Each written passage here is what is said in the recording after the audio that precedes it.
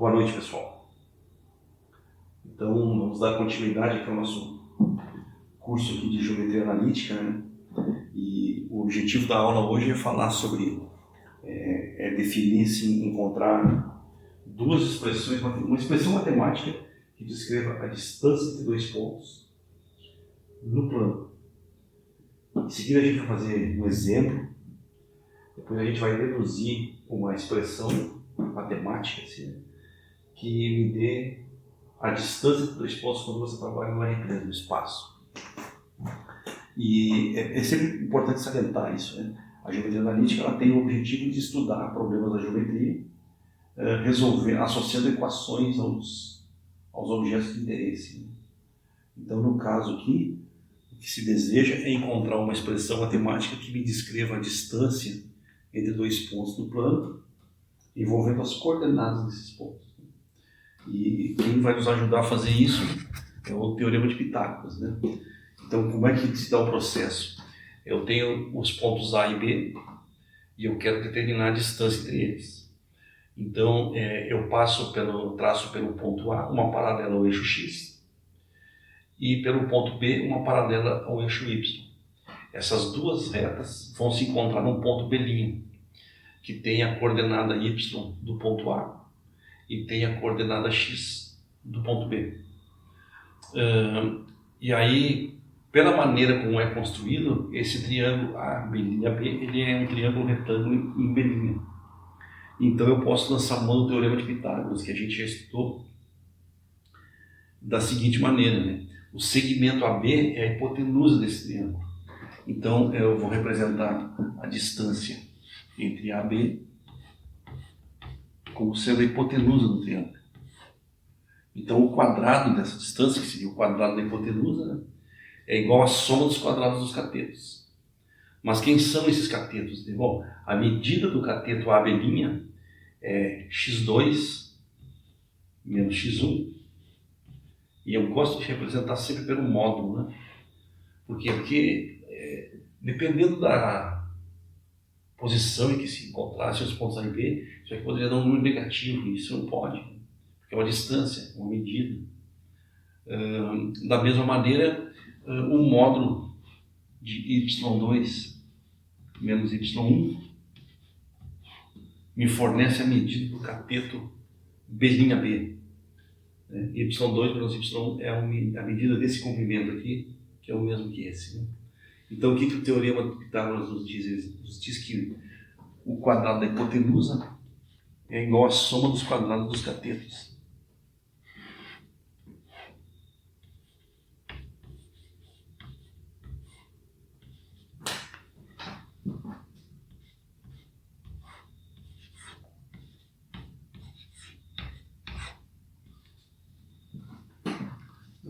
Então você tem aqui diretamente o Teorema de Pitágoras, né?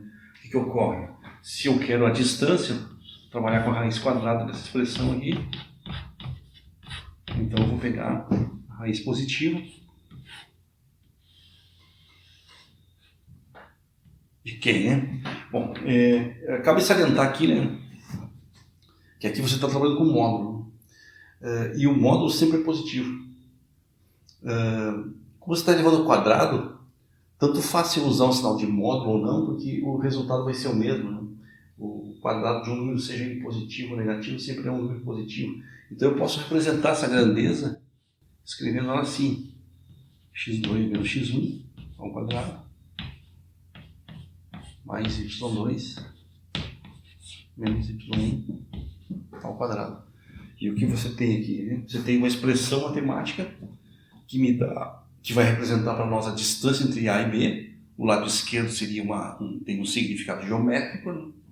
E o lado direito está dizendo como que eu posso escrever essa grandeza usando as coordenadas dos pontos envolvidos. Então você tem aqui uma expressão analítica, né, para falar no comprimento de um segmento que une dois pontos. Tá?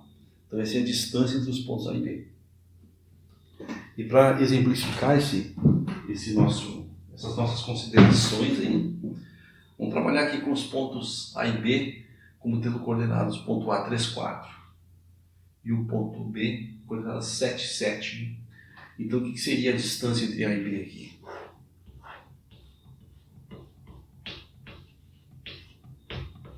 Bom, vai ser a raiz quadrada de 7 menos 3 ao quadrado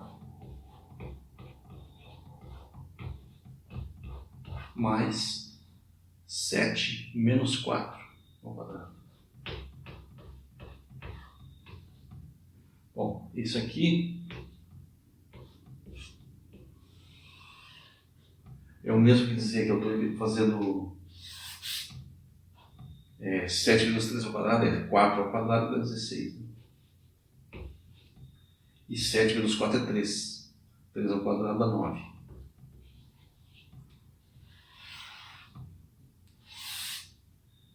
Então aqui eu estou trabalhando com a raiz de 25, né? Isso aqui é igual a raiz de 25. Que é então 5. Ou seja, a distância entre a medida do segmento que une os pontos A e B é 5. Então agora na sequência a gente vai falar sobre a distância entre dois pontos no espaço. Mas antes de fechar esse tópico, deixa eu salientar uma coisa aqui que é muito importante para aqueles que vão seguir estudando matemática ou física ou engenharia ou mesmo economia, né? Sobre essa expressão aqui, né? Vocês notem que ela satisfaz algumas propriedades bem importantes, né? Essas propriedades são aquelas que depois em matérias mais avançadas vão ser exatamente aquelas que vão ser adotadas como axiomas para se definir distância entre objetos mais sofisticados do que pontos no plano. Por exemplo, você pode falar entre distâncias entre matrizes. Essas coisas são tudo muito importantes em várias aplicações. Então você pode falar em aproximação de matrizes. Você precisa falar na distância dessas matrizes. Você pode falar em aproximações de funções. Então você pode falar em distância de funções. Você pode falar em distância de polinômios. E quais são essas características que vão ser depois adotadas como postulados para definir uma distância, né? Que a primeira delas é que é o seguinte, que a distância de um ponto a ele mesmo é 0. Né? Isso basta verificar assim aqui. Se o A e o B são o mesmo ponto, então o x2 é o próprio x1 e o y2 é o próprio y1. Então significa que isso aqui dá 0, isso aqui dá 0 e a distância entre A e A é 0. Então é coerente, a distância de um ponto a ele mesmo é 0. Qual é outro detalhe?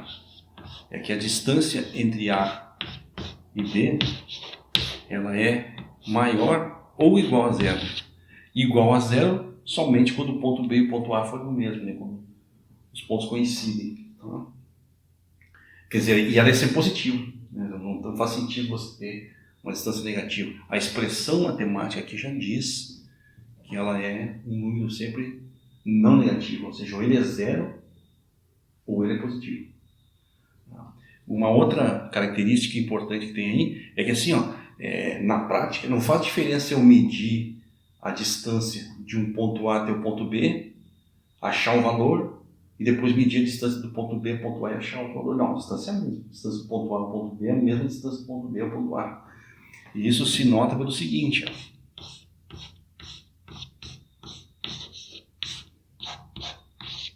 como é que eu posso argumentar em prol disso, né? Se eu trocasse os pontos A e B aqui, significaria que eu trocaria o x1 com o x2 de posição. Trocaria o y1 com o y2 de posição.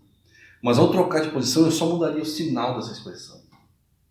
E mudando só o sinal, não vai fazer diferença porque eu estou elevado ao quadrado. Então os resultados são idênticos, ou seja, a distância de A até B é igual à distância de B até A. E finalmente, é importante salientar que sempre que você tiver 3 pontos, eles podem estar alinhados ou eles podem estar não alinhados. Então, de qualquer maneira, eles podem definir um triângulo ou não. Né? Então, essa desigualdade aqui é conhecida como desigualdade triangular e ela representa exatamente a condição que caracteriza quando é que 3 pontos definem um triângulo. Define um triângulo quando Aqui você tem o ponto A, aqui o ponto B, aqui o ponto C. Então o que ocorre é que o comprimento do segmento AB ele sempre vai ser menor ou igual à soma dos comprimentos de BC com AC. Então esse segmento é menor que a soma dos outros dois. Qualquer segmento ali vai ter uma medida menor que a soma dos outros dois. Por isso chamada de desigualdade triangular. E se os pontos estiverem alinhados, então as distâncias vão ser iguais. Vai valer a igualdade aqui, digo, né? Então é isso. Acho que isso aí fecha esse tópico aqui. E a gente pode passar para o próximo. Né? Muito obrigado.